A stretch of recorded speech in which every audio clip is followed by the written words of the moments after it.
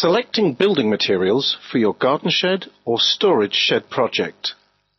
An often overlooked aspect of building a good garden shed is the selection of the materials. These days, you're often faced with grabbing a cart and picking out your own lumber from the bins at the local home centre. Choosing the right lumber and getting it home is a hassle in itself. I've done it many times, so I've got some tips for you.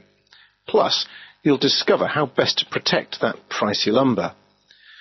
With your materials list or shed plans in hand, you set out for your local home centre. These stores have most everything you need to build your shed, and the prices are usually competitive. You can check their sales flyers and find specials. If you're in the military, they often give an extra 10% discount. It doesn't hurt to ask for a discount anyway, since you're making a big purchase. Pick your lumber from stacks that have not already been picked through. That's what you need to do. Pick through the lumber. The main thing is to choose straight lumber. If the lumber is still in a tightly stacked pile or is still strapped into a bundle, then you're in luck. You should have no problem finding good and straight materials for your job. For any questionable board, look down its length edgeways. If it's curved, then pick a different one.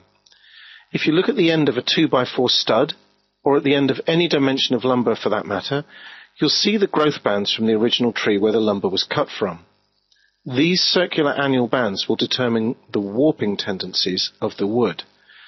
Spruce lumber has the lightest of annual bands and resists warping the best. Longleaf pine lumber, on one hand being very strong, also has strong annual growth bands and will tend to warp more. This is not a problem in your finished shed. It's only a problem while the lumber is not yet installed. These stores often have small flatbed pickup trucks that they rent by the hour. These trucks are an economical way to get your materials home.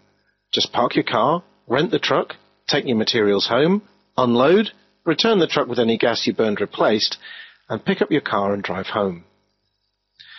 When you get home and create your own stack of materials, make a separate stack for each kind and dimension of material and place it on blocks off the ground.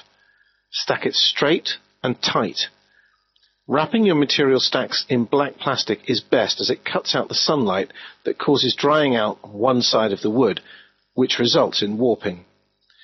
Placing something heavy on the plastic where it overlaps on the ground on each side of your stacks to ensure that the plastic does not blow off in the wind.